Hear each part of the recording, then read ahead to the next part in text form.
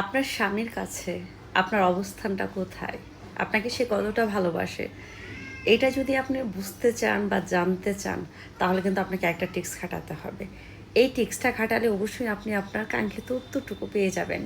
আপনার সম্মানটুকু, আপনার অবস্থানটুকু, আপনি কে? তার লাইফে আপনার কতটুকু প্রায়োরিটি? সব কিছুই কিন্তু আপনি জানতে পারবেন এই একটা ট্রিক্স যদি আপনি খাটান। এই একটা ট্রিক্স খাটানোর পরে আপনার কাছে কনসেপ্টটা ক্লিয়ার হয়ে যাবে, যেটা আপনি এতদিন ট্রাই করে বুঝতে পারেননি বা জানতে পারেননি, বা আপনার কাছে ধূসর ছিল। তো সেই বিষয়টা কি, চলুন জানি। আপনি আপনার হাজব্যান্ডকে ইচ্ছামতো রাগান, ইচ্ছামতো রাগান। এই রাগের মাথায় সে আপনাকে যা বলবে এটা তার অন্তরের কথা। সে আপনাকে যতটুকু সম্মান করবে সেটা একদম রাইট সম্মান। সে যদি রাগের মাথায় আপনাকে অকথ্য ভাষায় গালিগালাজ করে, আপনার বাবা মাকে যা তোলে, মানে যা তা বলে, আপনার বাবা মা তুলে ইচ্ছা মতো গালিগালাজ করে, আপনাকে নোংরা ভাষায় অকথ্য ভাষায় গালাগালিজ করে, ইভেন যদি আপনাকে বোঝায় যে আপনি যদি তার লাইফে না থাকেন আসলে তার একটা চুলও ছেঁড়া যায় না, এমনটা যদি বোঝায়, তাহলে ধরে নেবেন আসলেই কিন্তু আপনার অবস্থানটা আপনার স্বামীর লাইফে ঠিক ততটুকুই। আপনি থাকেন বা না থাকেন, আপনি লাইফে আছেন গুড, না থাকলে ভেরি গুড। এই অবস্থানটা কিন্তু আপনি বোঝা যাবেন। আর যদি আপনি আপনার হাজব্যান্ডের শখের নারী হন, তাহলে কখনোই সে আপনাকে নোংরা ভাষা তো দূরে, আপনার সাথে শাউটই করবে না। আপনার বাবা মাকে তো গালি দেওয়ার প্রশ্নই আসে না।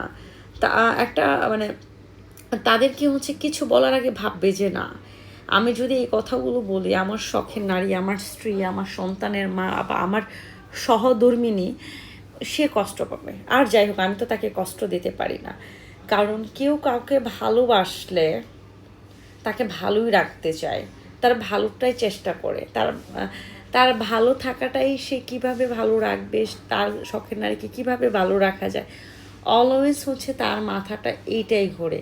আর যে আপনাকে ভালোবাসে না, সে শুধু মুখে মুখে ভালোবাসা দেখাবে, কিন্তু ঝগড়া লাগলে দেখা যাবে গালাগালি, অকথ্য ভাষায় গালি আপনার গায়ে হাত তোলা।